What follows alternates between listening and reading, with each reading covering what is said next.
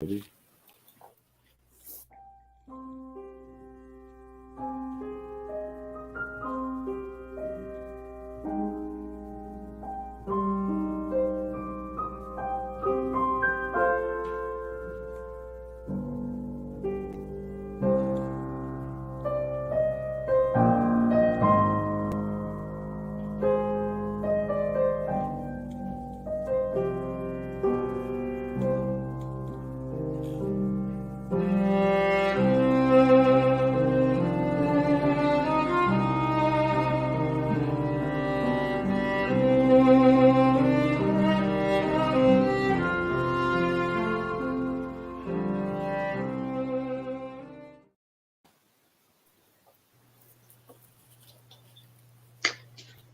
Hello all, welcome to the 46th Hey, episode of the Unifying Force. I'm Kat, joined by Dave and Gio. How is everybody? Hey, doing well, doing yeah, well. okay Today, here. Yeah. well not today Hmm. specifically, but This it's the 5th episode. anniversary of Solo, the 46th anniversary of Star Wars, and the 40th anniversary of Return of the Jedi. Thoughts? Some Okay, slightly, I'm slightly, going to start with my slightly big passion films. and my love, and you know it, Hmm. and you see this on the watch along and all the time.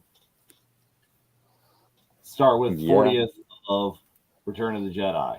That's let's that's go. been the huge one. It's I mean it's a major anniversary movie. I absolutely love, Hmm. and I think a movie that has become more beloved as time has gone on is I think it was kind of divisive at the time, maybe, um, depending upon how old you were when it came out. But Yeah. you know, I don't think that I think that it's just become more accepted and more loved as the time has gone on because who can't love murder bears? Yeah. What do other people think? That's me. Yeah, because murder bears are, all the rage. Let's see. They're Yeah, because native to the forest New just Zealand. murder bears are all the rage on Endor. Yeah. Return of Yeah. Yeah, that's Let's the go. exact. See, it's full circle. It's on that 40-year cycle. As we get Murder Yeah. Bears in 1983, and they got to dial it up in 20. When did that come out? That came out in 22. So 2023. Yeah. It's crazy. So that would be, yeah, the Ewoks are definitely still eating and roasting people alive 40 years later, still defending Yeah. their reputations as little fuzzy terrors rather than cutesy stuff. Yeah. They're still banging on those old buckets of stormtroopers and scout troopers.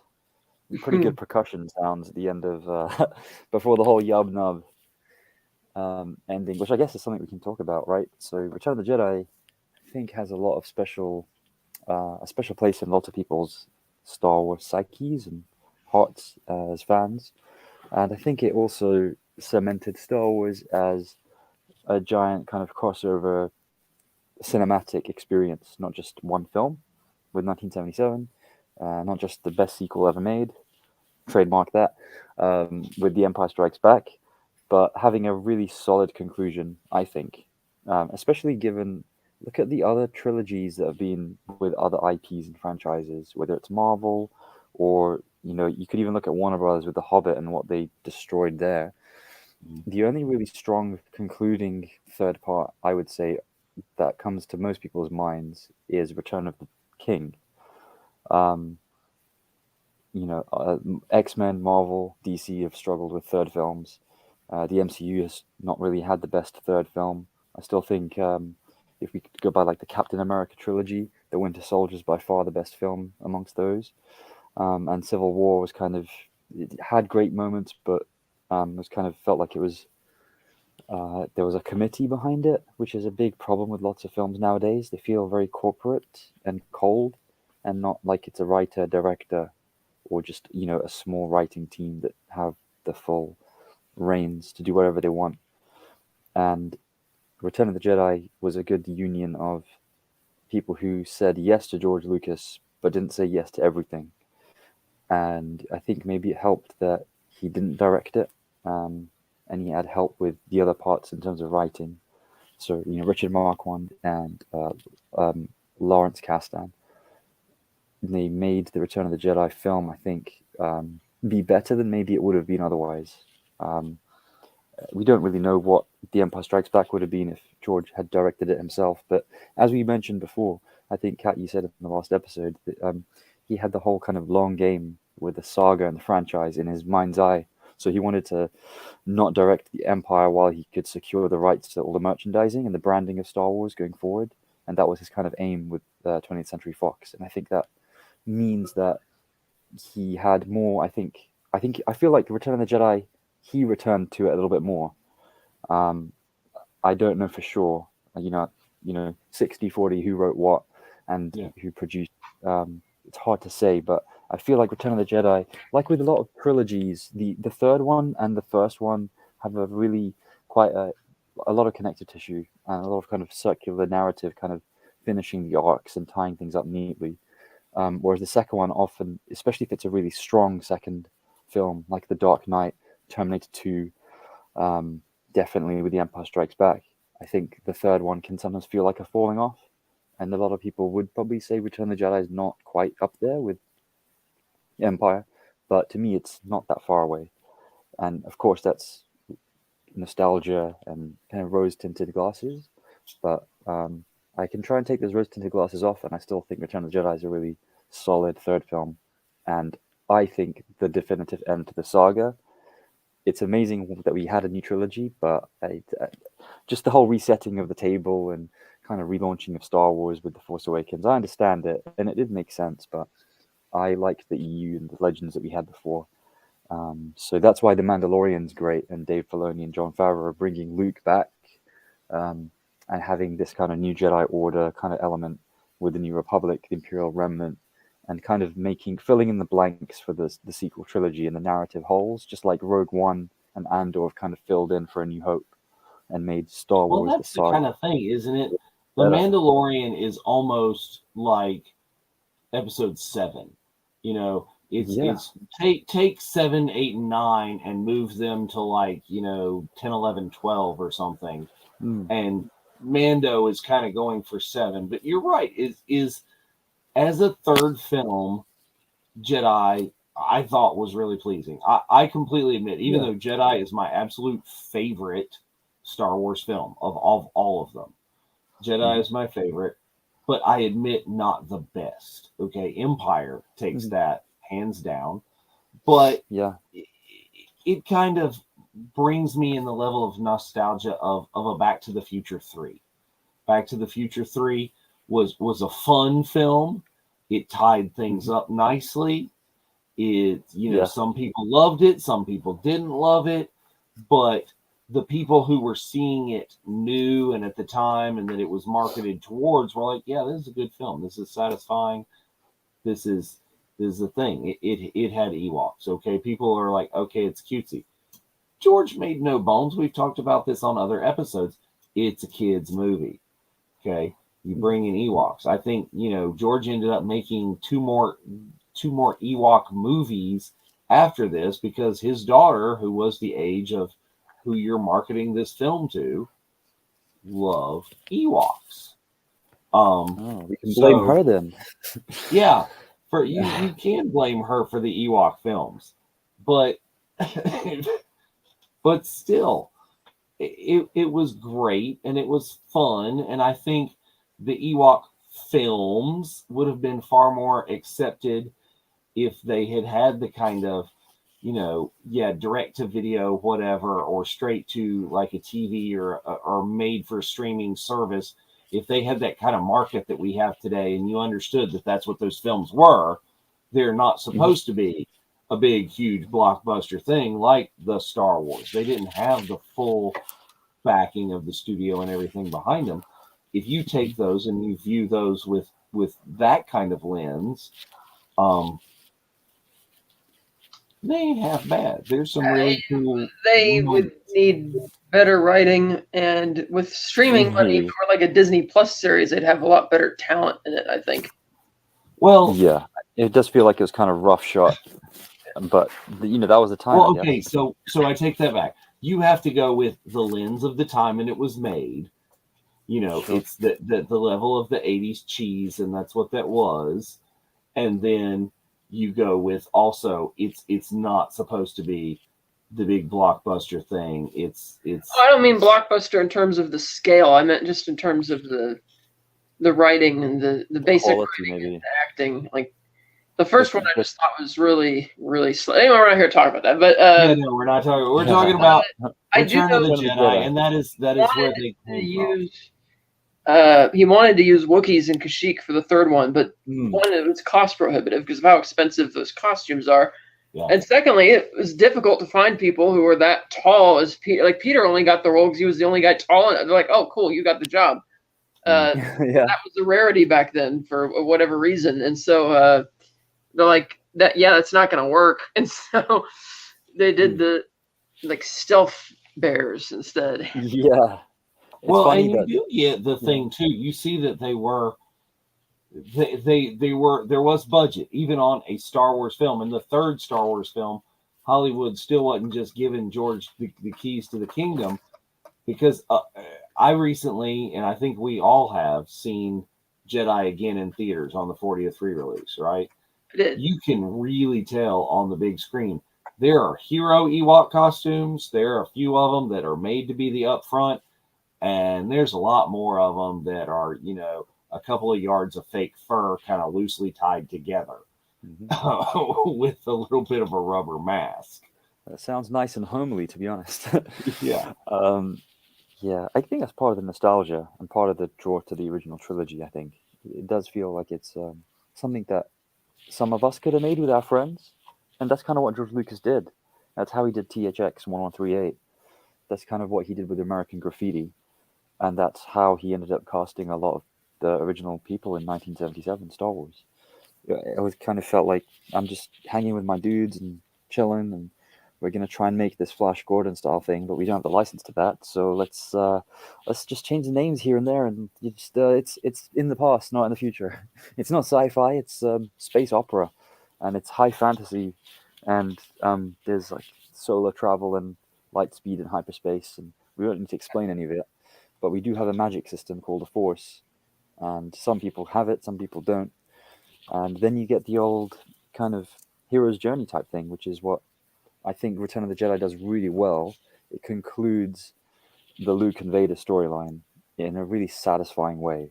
I don't think anybody would have issues with saying that or supporting that statement, even if you think critically Return of the Jedi is awful for, I don't know, reasons like you hate bears or hate fun. You just hate fun.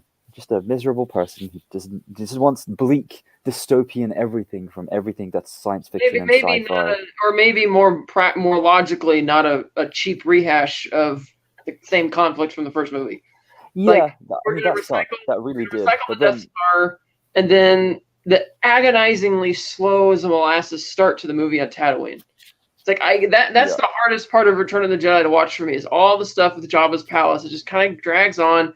It's like, I get it, and the sail barge sequence is good, but it just feels like that whole first 40 minutes or so just really slow. And then it's worse with the special edition as well. For me, the movie really starts when the Emperor shows up to greet Vader and Jar Jar. I'm like, okay, here we go. I agree. That followed up with the great Dagobah. It was still one of my favorite scenes in Star Wars when Yoda dies. And that was a great, not because he dies, but that whole conversation, that scene, really done well. John Williams' music there is perfect. And just the whole design of Endor up in the Redwoods and seeing it at night, it's so gorgeous and it feels so new. Specifically because it wasn't spacey. It felt like a real place. Like they didn't overpopulate Endor with spacey type stuff. It's like, here's an alien planet that's sparsely populated and it's new territory for us. So it looks really interesting. Yeah, I like that. Well, and let's talk about a couple of things. Is the Dagobah scene with Yoda's death? Can we think of a major dramatic moment in cinema before that, who the main character, the main actor, is a puppet? Mm-hmm. No, nothing. Do you when Yoda dies, You know, okay, in the first one, in Empire, yeah, he's doing little funny stuff. He's walking, yeah, okay. You lose a little bit of that, but fun puppet, funny little stuff. Big dramatic scene, puppet. Totally buy it. You know, and They had a especially couple of dramatic scenes in Empire as well. yeah. Yeah. But I mean, this one I'm talking like holding his own. This is his death scene, and we get this later. And I wish that I had looked back at the research before. Is when you see one of the Ewoks die, and Kevin always talks about this when he's doing the show. Is he knows who's in the suit and who's doing it at that time. This specific Ewok dies, and everybody's like, "No!" Broken up over this little bit of fluff and stuff that you met like 10 minutes ago. And this one in particular, I don't even think you met. It's just the sadness and the acting that you get out of the rubber suits and fursuits. Really cool. But was the Tatooine stuff, was Jabba, was the palace, was the Ewoks part of George's genius, and not George's genius of storytelling and George's genius of directing, which he wasn't doing as much of? Was it part of George's genius of that was it. Yeah, it was. He's the original branding and marketing guy for cinema. He made it because possible. How many more creatures could you make action figures of after you got to Jabba's palace? Oh, you could, but you could make it more. I thought they could have just made that sequence more exciting. Kind of like that one-off story I read, The Screaming Citadel, where you had all sorts of crazy aliens and stuff there, and it was a really intriguing story. It had a good pace to it and suspense. I just felt that given the long con that Luke is playing at the palace, it's just by definition really slow. I'm like, come on, this is the third movie. Let's get going here, because the first 35 minutes of the movie or so is primarily dedicated just to getting Han, which I admit is one of the only times in cinema history where they take the second film cliffhanger and actually spend a lot of time paying it off rather than resolving it in the first. Like all the Star Wars knockoffs, or Empire knockoffs, I should say, which end with like a cheap cliffhanger, resolve it in the first 5 minutes of the next one by virtue of the fact that they want to get on telling the story. And it's always disappointing and not worth all of the anticipation going into it. Jedi actually takes its time to pay that off, which is good.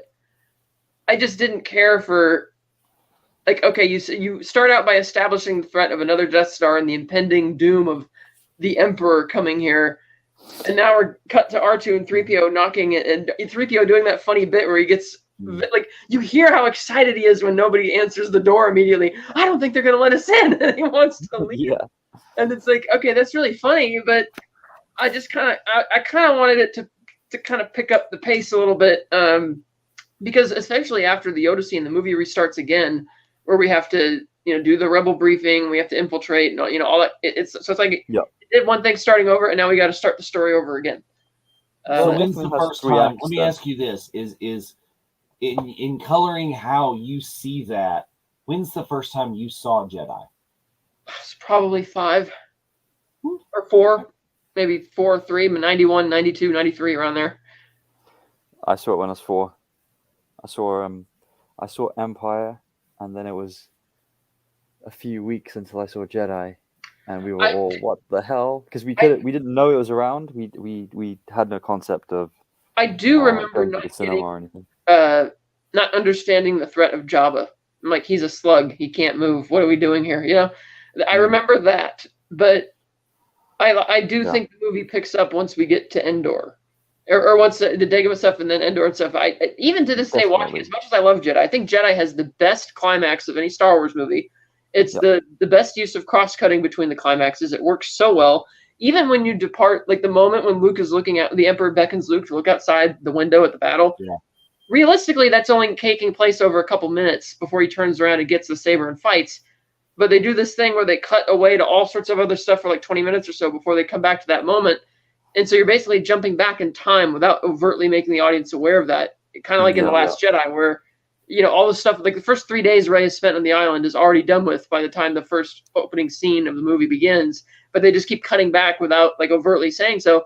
And so, and when they did the same thing in Return of the Jedi with Luke, it still cut so well that you don't care. Like you don't really notice the fact that, hey, where's Luke? It's been like 15 minutes, but then we cut back to him and it just totally works. because the cross cutting in this movie is amazing, especially between the match cuts of like the one of the trees on Endor. I specifically remember getting it's sort of blown up without the tree falling apart, like the inside just kind of splayed outside, and it cuts straight to another match shot of the Falcon blasting by another explosion off the same side of the screen. So it's like they're even doing the match cutting going to the space battles that has this real nice like poetry to it, and it's done very, very well and makes for a very exciting climax for a Star Wars film. And the fact that they get away with, the big dramatic beat of Vader saving Luke and killing the Emperor long before the final assault on the Death Star even happens, which normally would not happen in a movie. You're going to save the big final moment being the victory against the villain, but they're like, no, we're confident enough with how well this is playing that we're going to have that happen first, and then we're going to get to the big finale of the space battle, which is excellent. How much of that was amazing? Is George being Spielberg and going like, if I've had him for this long, I can do anything I want to, and I can make the shark explode. That's exactly. Blow up the Death Star twice. Yeah, I think I love the fact that when you have like the big fight at the end, I always thought as a kid it's a cool thing to have a fight, a climactic duel at the end. And with Star Wars, it was always okay. So we had a little lightsaber duel in A New Hope. That was okay. It wasn't really a duel. It was kind of poking around with sticks. And then in Empire, you had something really tense and focused, and there wasn't much music, and it was really edited and mixed well with the sound. And you hear Vader's breathing for the first time in isolation as the camera's with Luke, and you kind of feel the chill and the terror that he has on Bespin. And this is before you really know what Vader's about and his backstory with Obi-Wan. And that's before the big, familial connection comes out. And then in Return of the Jedi, you see Vader completely differently. I don't think there's no film individually or as part of a series where, having watched the finale and the dramatic cliffhanger from the second film, you completely don't see that character in the same way ever again. He's just Luke's dad from then on. He's just Luke's unlucky dad who's enslaved to the Emperor. And the fact that Luke went into the cave and fought a vision of his father in that kind of nightmare hallucination, and then it was his face within it in Empire. Obviously, it was great foreshadowing and it's good writing. And the cave, we could talk about a whole 2 episodes of the Unifying Force about the cave and the symbolism, kind of philosophically and psychologically. But the amazing thing was, I never wanted anything bad to happen to Vader. I did want Luke and Vader to team up and kick Sheev's ass in Return of the Jedi, and that's what I wanted from the very beginning. So I'm right with you, Catherine, because I actually hate sitting through the beginning of Return of the Jedi. I do not like the droids' little banter at all. I've never found 3PO funny. Sorry, Anthony Daniels. Great guy. You love Star Wars. You love I like that the spotlight. I like the joke that you mentioned, but I don't like the idea of them. So even if I watch the Clone Wars or any other Star Wars properties, whenever it comes to 3PO and R2, I just think, oh, come on. I did not know this is a new side, Gio. Yeah, it really is, because I've always expressed it.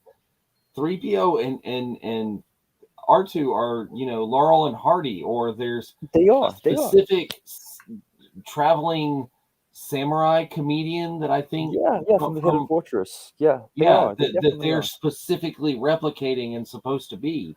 I think they're amazing, and in A New Hope it works really well. By the time I Return of the Jedi, I'm tired of Tatooine. I'm tired of the droids. I don't need to see Jabba again, because I did see the special edition a couple of years after seeing A New Hope for the first time. So I'd already seen Jabba, and seeing him with Han in that weird hangar scene was so bizarre. I did not need to see him again. The fact that Han walks over him and Jabba goes, just one of many awful things about special editions. But I can still appreciate the original trilogy, the theatrical cut. Luckily, we had them on VHS, and we actually had them recorded off TV back when you could do that with a VCR. So that's how I experienced them initially, just as like bootleg, home video, VCR, early 90s. And just talking about A New Hope, because we haven't really focused on 1977 Star Wars. Mm-hmm. I probably saw that when I was 3 or 4, and I was in by the 20th Century Fox fanfare. I'll be honest, it wasn't even the opening crawl. It wasn't the shot of the Star Destroyer. I was in by. I just thought, oh, this is awesome. This is like a Roman historical epic thing, but I know it's about space. But a lot better. Yeah, a lot better than, yeah, and a lot shorter, but still lots of sand. I see a commonality there, but yeah, it was. So I think most people say the most impressive shot of any film, and a lot of modern directors say the reason they got into directing or producing or even like CG artists, the reason they got into film and TV and even video games is because of the impact of George Lucas, and it starts with the opening of Star Wars, the Rebel blockade runner, and the sound as well as the visual. The Star Destroyer just keeps on going for, I don't know, like 14, 15 seconds before you see the front of it and how gigantic and massive it is chasing the blockade runner. And the use of John Williams' music is incredible. After having the opening crawl, everything's being so iconic. And the thing is, Star Wars looks so established. From the opening shot of the opening crawl, it has a format, it's all neat, the lines, the spacing. It looks like you're reading something that has been legendary for thousands of years, which is what they kind of indicate with a long time ago in a galaxy far, far away. If it fits, it's all congruent and coherent. And I think a lot of films that are kind of sci-fi or high fantasy, speculative fiction, and TV as well, because I guess TV's been the new film medium for about 7 or 8 years now. They just really get it wrong, and they get it wrong, like a visual and auditory way, but they get it wrong in like a formatting way as well. So I think the opening crawl is something that's been emulated by so many novels. Actually, a lot of high fantasy novels have like a dramatis persona where they'll have like the list, like the cast list of the actors in quotes of the narrative. So all the characters and who they are and how they relate to one another. But you'll have this kind of like introduction to the universe. And am I right in remembering Dune didn't have that? I don't think. And people often say Star Wars, emulated Dune a lot, and there's a huge part of that which we could talk about too at length. But Star Wars invented that kind of, okay, this is a myth or a legend, and this is the backstory that you need, and we're going to drop you right in there. But all of this is established already, so you're just a lucky viewer who's safely watching events that have happened, and you're very far away. Here you go, enjoy it.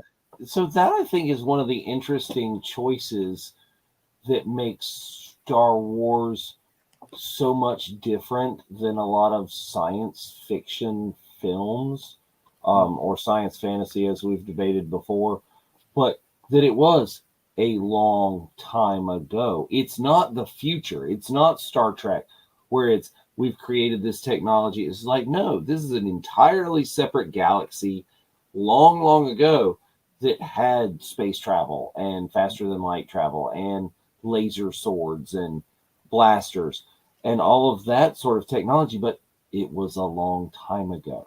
Yeah. And other than the fact that everybody knows that line from the crawl, how much does the casual viewer think of that? Does it just get in your brain that, oh yeah, this is future, this is a technology, these are things that'll happen one day?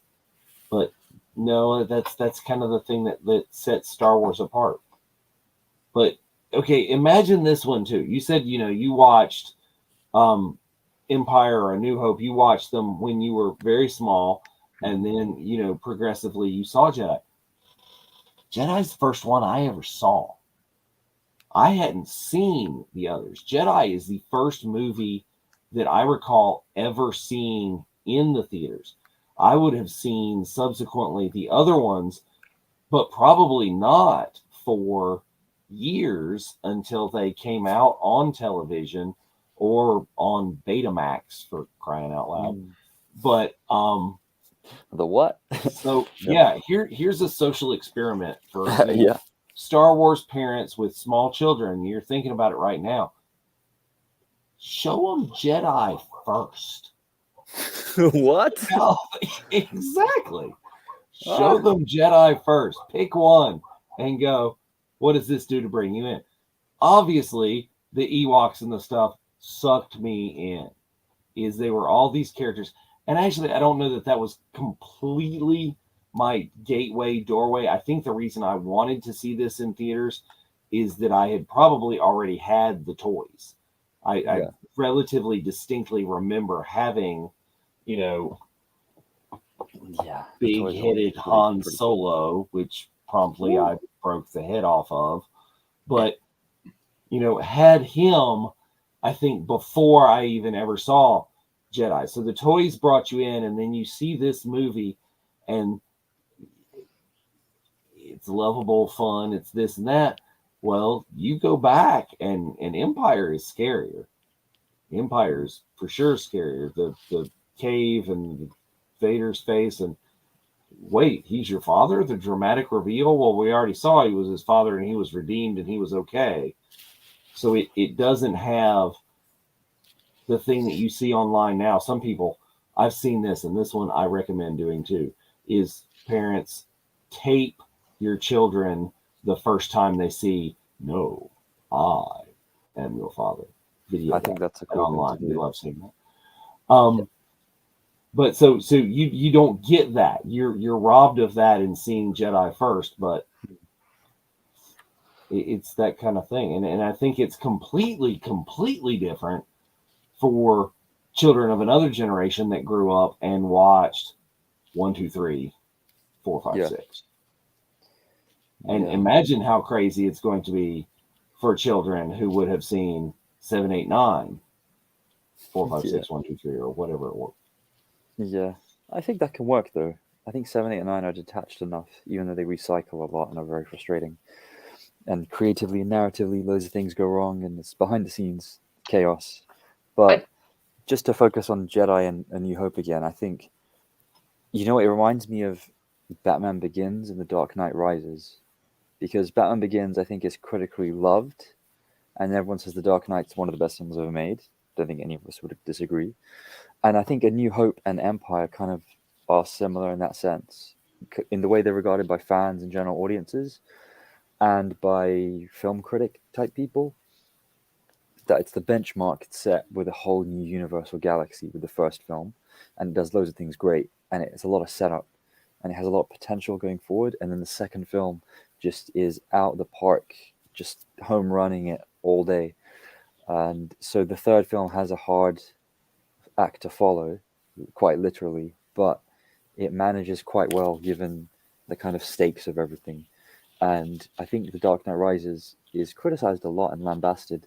I don't think it's as bad as people think. It's just The Dark Knight, and you had such tight editing and writing, and The Dark Knight Rises has a lot of narrative writing issues and editing issues and that brings up weirdness. The thing about expectations for what the third act of a trilogy is going to be, because a lot of movies fall into the trap of feeling that it has to be bigger, and there has to be more spectacle, and that comes at cost of the characters, which we see in Return of the Jedi even, because the reason Richard Marquand got the job was primarily for the scenes between Luke and Vader and the Emperor, because of the film he made, Eye of the Needle, which is very good, and he's really good at doing those high-tension type scenes, and that's really the heart of a movie anyway.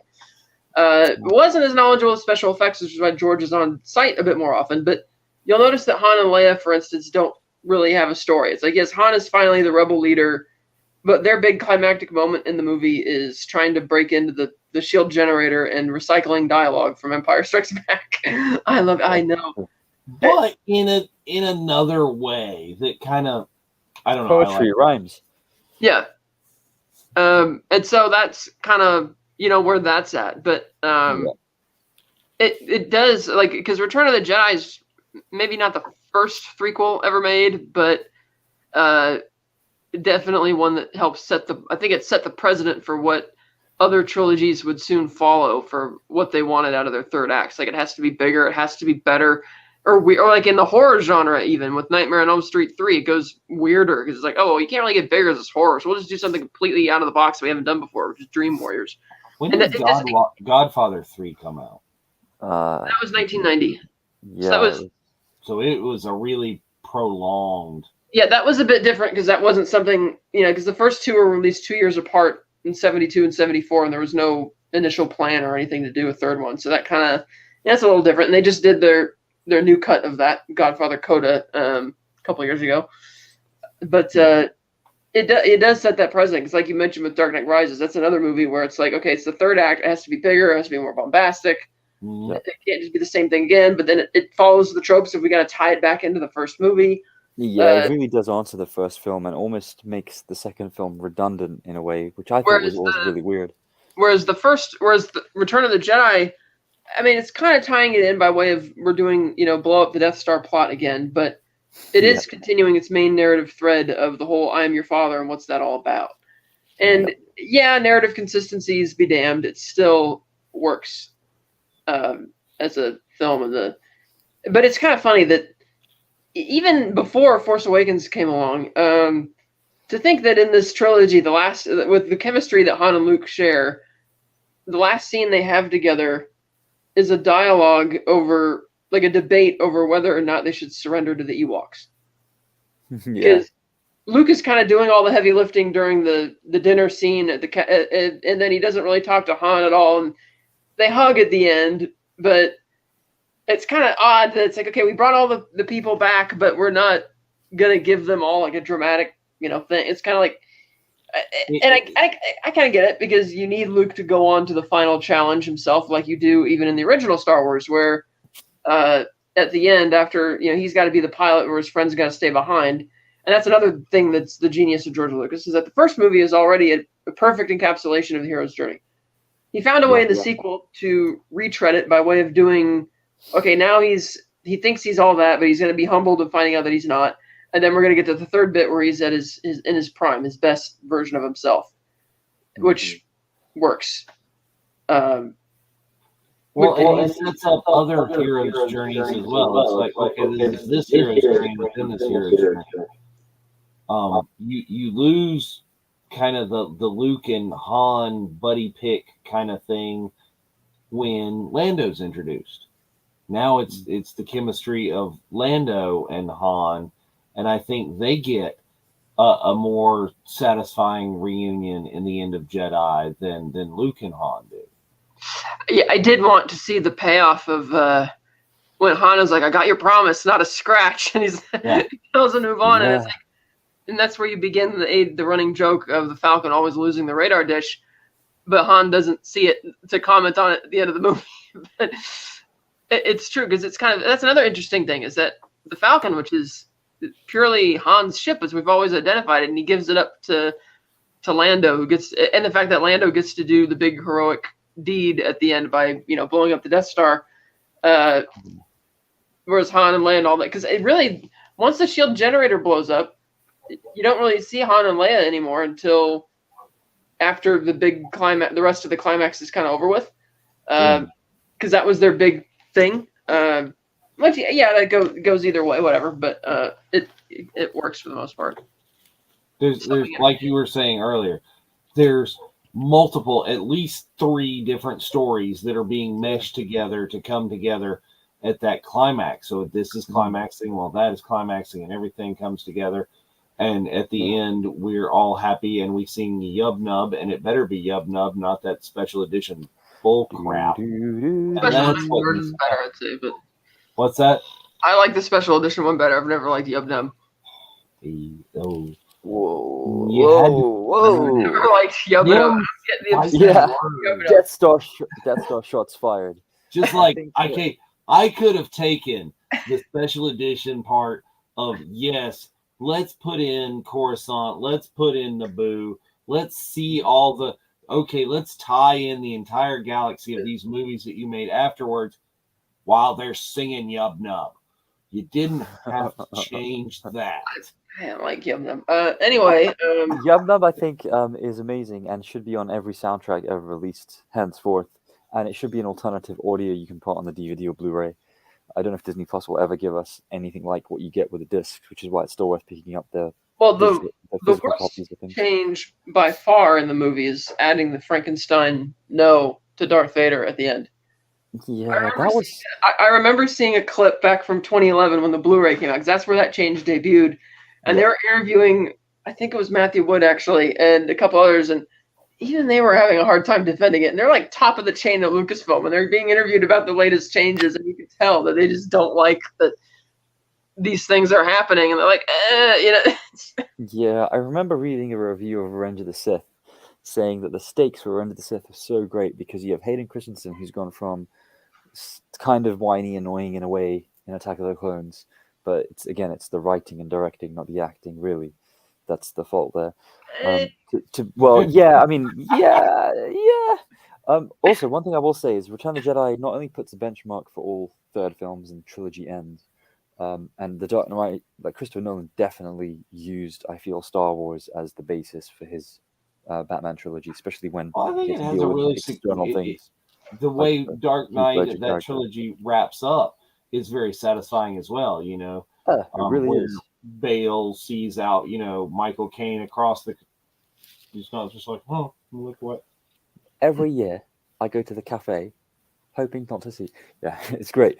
But I think Return of the Jedi also the whole kind of symbolism and mirroring and repeating things and motifs in the music and in the films really works with Return of the Jedi because it's the cinematography is in such a way, and as you were saying, Kat, the kind of cutting and the editing for the finale is such a galactic confrontation in scale and feel, even though you've got such weirdly different scaled conflicts. You've got genuinely like a space dogfight and a giant evil battle station again.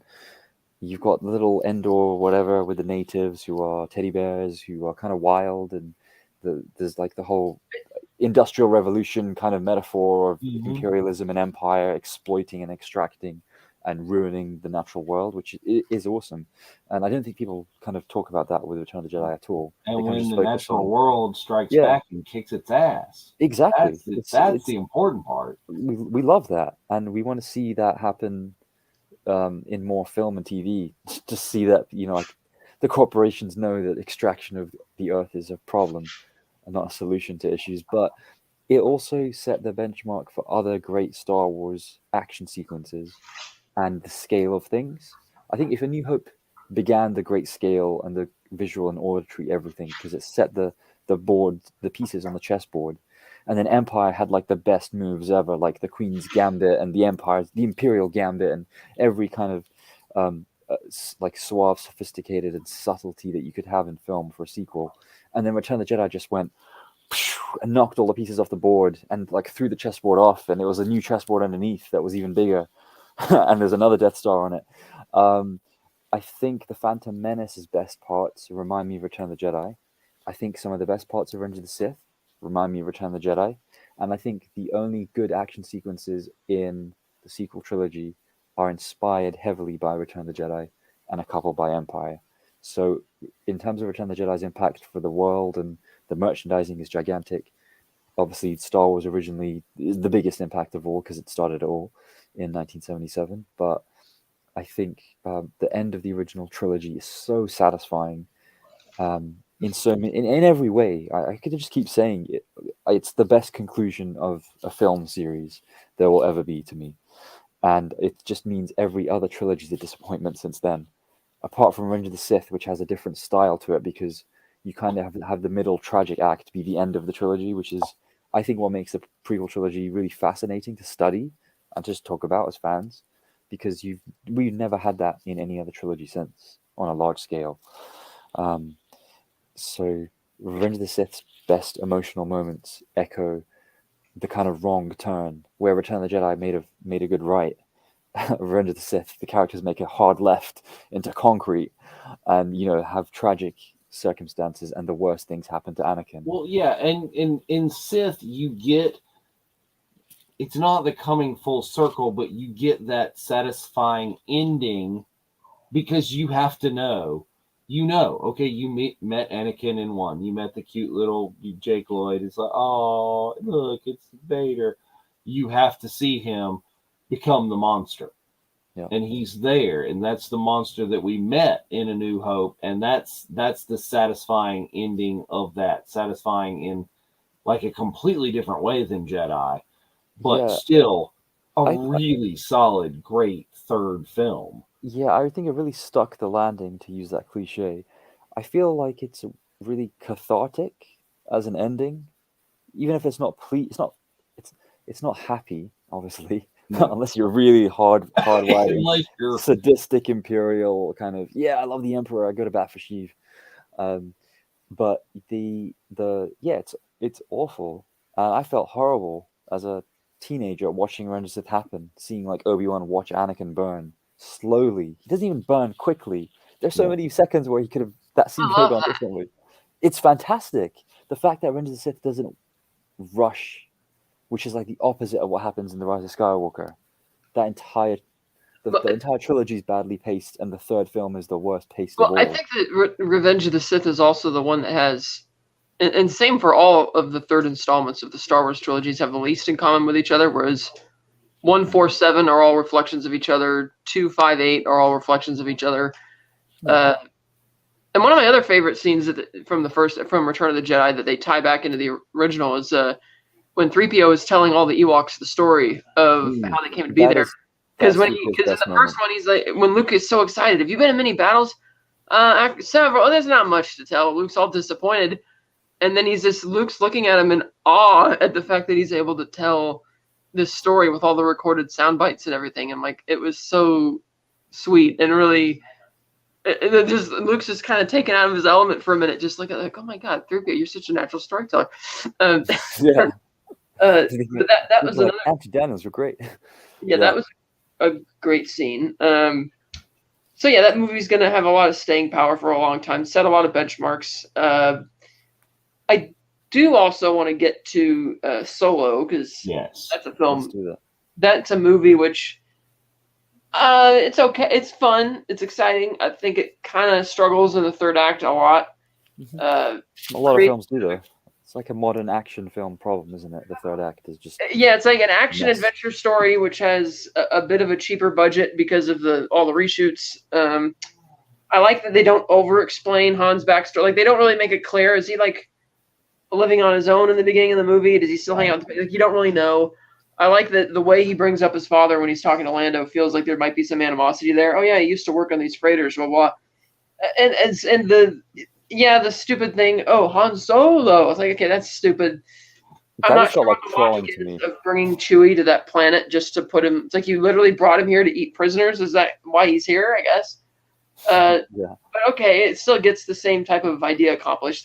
Seeing Kessel was really cool, even though it was the low budget, the Kmart version of Kessel. But that was still a fun sequence. I thought Donald Glover was great as Lando. They still should do the Lando Chronicles. That would be fantastic, even if it's a radio drama. And that'd be incredible. I liked the chemistry that he had with Tobias Beckett. That was great. And then the third act, I just feel like should be where you're getting it your most exciting. And to me, it kind of starts petering out a bit because it's just, oh, well, I don't have a need to kill you now because we have to wait for the stuff to be refined. And like the whole confrontation inside the ship. And I'm like, oh, if Beckett walks outside with Chewie, he's going to get in a Mexican standoff at Enfys Nest. Nope, she ain't smart enough for that. I was like, okay.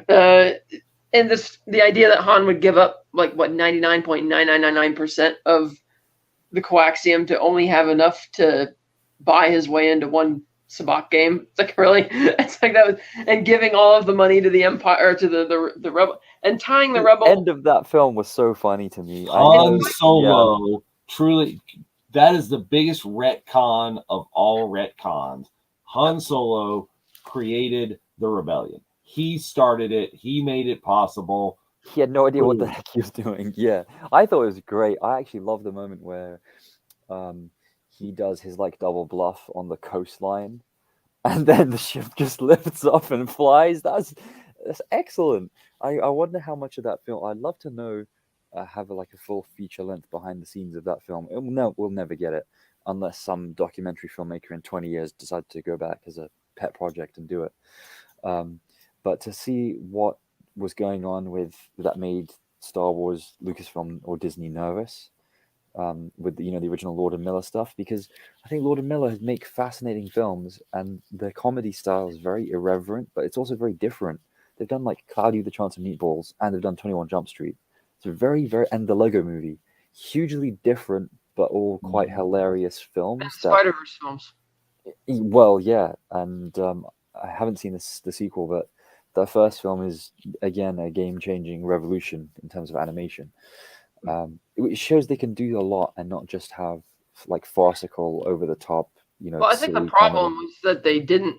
Once they had to part ways with them, they didn't have enough money allocated in the budget to hire somebody to really push it all the way. It's like the best option at that point was do something really low key and really safe, which is why they went with that. But I don't think it would have been a good movie because, like, everybody's been like, there's so many sources have since been cited that it was basically turning into parody.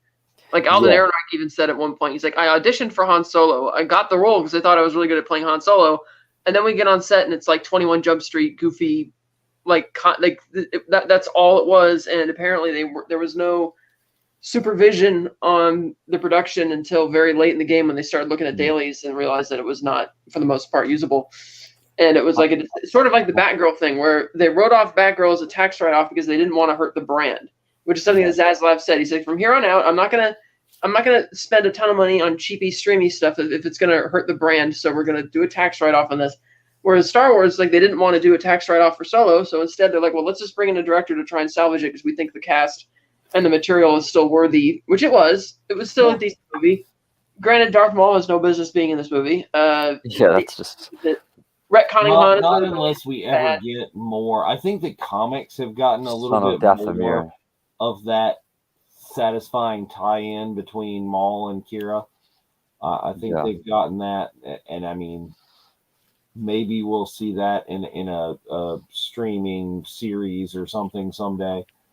But Maul and Kira could definitely have their own. Yeah, I really wish, and whether it was true or not, because some people will die to tell you it was, and some people will say it completely wasn't, that Solo didn't suffer from the backlash of The Last Jedi. No. And just like a campaign to completely smear the movie.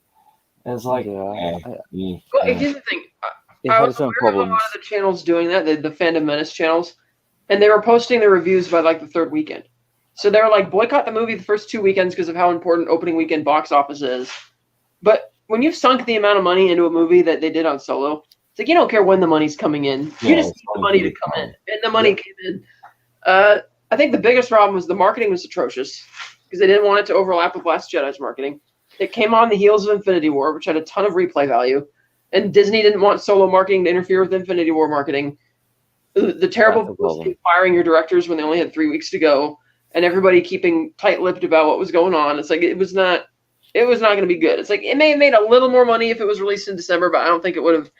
But it still would have been the next Star Wars property released after that. So I think it still would have. I don't think it would have been a significantly. And plus, the December 2018 was pretty stacked as well, so I don't think it would have made a much difference. Because I think that the fundamental issue at the very start of this, if you're making a Han Solo movie, it's like the casting of Harrison Ford as Han Solo is one of the two most important casting decisions of all time. The other being the casting of Harrison Ford as Indiana Jones. Nobody wants to see a Han Solo movie that's not Harrison Ford. And you've just introduced a whole new generation of new fans to Harrison Ford as Han Solo in The Force Awakens. Right. And now you're giving them somebody who, again, wasn't bad, but it's not the Han Solo they know and love, and that's not going to – and you call the movie Solo, a Star Wars – cool, Han Solo. But he's not – but that's not really what it is. And there's so many now, we haven't seen it yet. We don't know how good or bad it is. But here's the question. Should Solo have waited till now when we have the technology to have let Harrison – be Solo? You know, I wonder how much money that specific part of that movie ended up costing because it make the de-aging look that good, and would they've been able to spend, like, if the whole movie was set in 1944, would the de-aging look that good if it was for the whole 2.5 hour movie? You know, probably not. I wonder.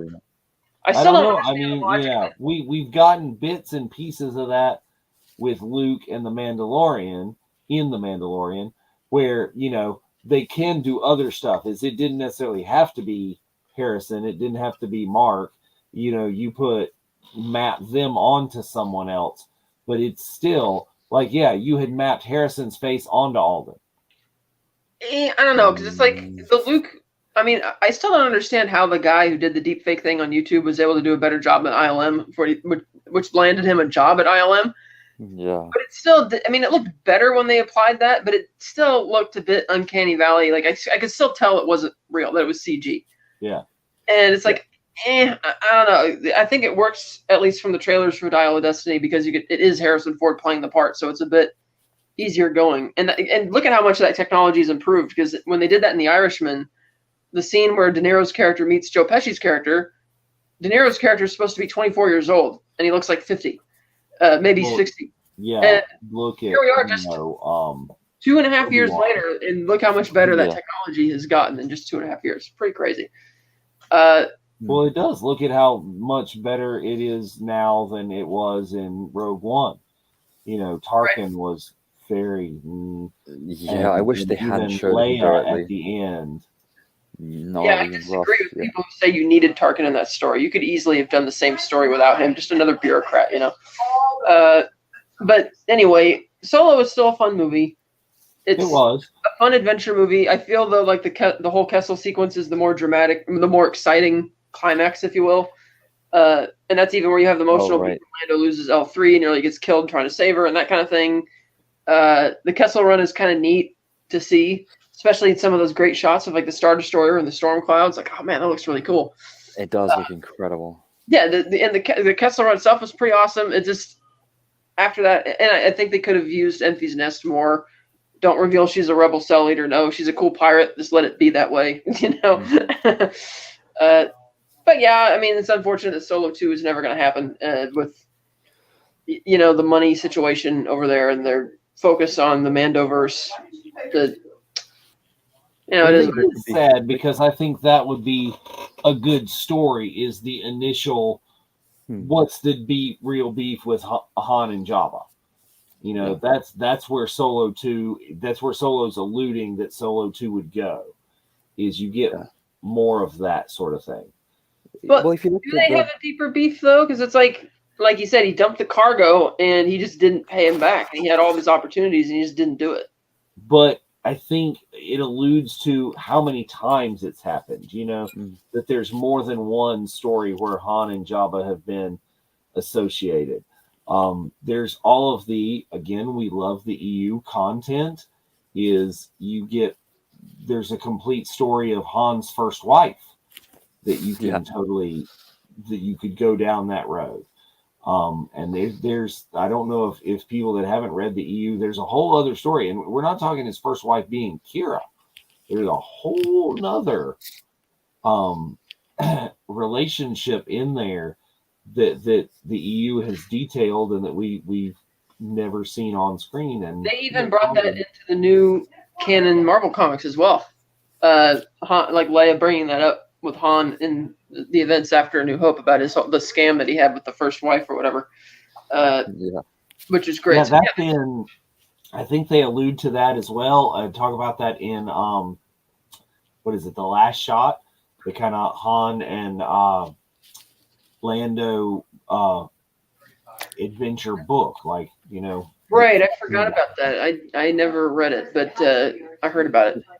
Yeah, I would like to read that because I think the chemistry they had in both their iterations, the younger and the older, was fantastic.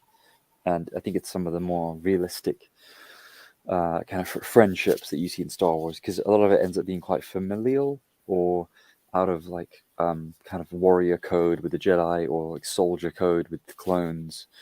Like the militaristic aspect of the Clone Wars means that they kind of all treat themselves as brothers. Whereas you have that kind of fraternal, like bro friendship between Han and Lando that you don't see elsewhere in Star Wars at all. But it's a very human, very earthly thing. And I think that's what makes the potential of Solo as a backstory interesting. And it was quite fun at times, I think. Yeah, they didn't play off each other that well, but the film shows that. Letting Star Wars have different genres of movies. Star Wars is a space opera. It's a space western. The Mandalorian is completely a spaghetti western. But what, like a heist movie with Han and Lando? Yeah. I mean, that's a way to take a completely separate genre. It doesn't have to tie into the main thing or make it tie into the main thing. have it have to do with Jabba. There's this big score they have to break in. Things happen. Things go wrong. And you know They did something. the Italian job, but with Andor did it so Han well. and Chewie and Lando. Well, and you know something went bad with their relationship as well, because Lando initially acts all like even Yeah. Han was nervous about going to Cloud City. He's like, well, he's my friend. I don't really know, that whole kind of thing.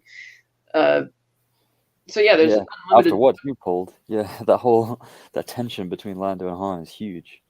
Completely and totally. Make Han the Napster or whatever. Yeah. Oh, the Social Network could be a great adaptation into Star Wars. Yeah, let's do that.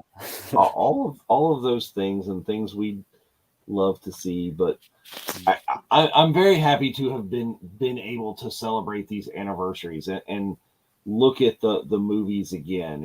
If you want to re-release Solo into theaters, you go ahead and do it. I want to see that. I'd love to see that again on the big screen. I saw it. I want to say if it wasn't opening day, it was opening weekend, because I saw it opening day, packed house, popcorn buckets and stuff that went with it. And like you said, it is a fun movie. It was Star Wars content. It was at a point where we weren't overloaded with Star Wars content. Like, we might be getting to the point where you're still a year and a half out from Mandalorian. Where you're getting saturated with it is like, okay, there's a Mandalorian, and okay, there's a Book of Boba Fett, and okay, there's going to be Ahsoka, and okay, there's going to be Skeleton Crew, and okay, there's going to be the Acolyte. And while I am way excited to see all of those things, there's a lot out there to keep up with and go, especially, with the High Republic comics and the High Republic books and this and this and this and all those stories. So, but they're not films, are they? Solo was not films. Solo was a film, and it did feel, although it was kind of lo-fi at times, and it kind of felt like some parts were definitely improvised, and maybe that was Lord and Miller carrying on. Maybe that was back shoots, but it did feel like a lower budget blockbuster film, but it still felt like a blockbuster film, even if it's not the scale of regular Star Wars films. And I feel like that's going to be the demise of Dave Filoni's Mandalorian movie, that it's going to be completely dependent on you having seen all of these interconnected series on Disney Plus. Yeah, it will be. By the time they eventually get to it, it's like, yeah, it'll make money, but is it going to make, the money it would have made if it was only dependent on things released in theaters where everybody's going to see it? Yeah. And how much you want to bet that they're going to put Grogu all over that movie to further draw people in to get the money? If the Mandoverse, if the Book of Boba Fett, if Mandalorian had been theatrical movies the way the MCU set up Infinity War, if they set up the Filoniverse movie that way. That's an interesting comparison. Isn't it? So, if you want to hear more, I like how you brought that together. We totally didn't plan that. We really did. But if you want to hear more about like stuff that's coming up in the Filoniverse and in preparation for the new Ahsoka show coming in late August, throughout the summer, sprinkled into our episodes, sprinkled into episodes of the Jedi Archives and the Watch Along and Rebels Revisited, all of our content, all of our shows are going to be doing the Summer of Snips. The Summer of Snips. If you didn't know, if you are not a Clone Wars watcher, is Anakin's nickname for Ahsoka Tano. And so there's going to be so much more content and discussion on Ahsoka, and not just Ahsoka, but the villains, the characters of Star Wars Rebels, Thrawn, and all of those people who we suspect we're going to see, including the big elephant in the room that we've talked about on this show more than once, Mortis, the World Between Worlds. So join us more down the road for the Summer of Snips and that content coming up in the weeks ahead. Yeah, it sounds fun. I think it'll be nice to go back to some of our roots with World Between Worlds, Mortis, looking at like the philosophies and like the religious and spiritual aspects of the Force in Star Wars, because Ahsoka the show and Ahsoka the character has a lot of that going forward, and we're seeing Ahsoka now towards the end of her life, potentially an older Ahsoka, at least. Maybe not. We don't. An older Ahsoka. Yes. And so it could be fascinating to see that from a kind of cultural point of view and like hero's journey? Will she have her own one within her show? Or will it be a continuation of what we've seen in Tales of the Jedi and the end of the Clone Wars and Rebels? Lots of time to revisit old content and keep the conversation going forward. So thanks for having this conversation, guys. It's been fun. Yeah, until we see you again in the Summer of Snips, thanks for watching, and as always, may the Force be with you. Thanks. May the Force be with you all.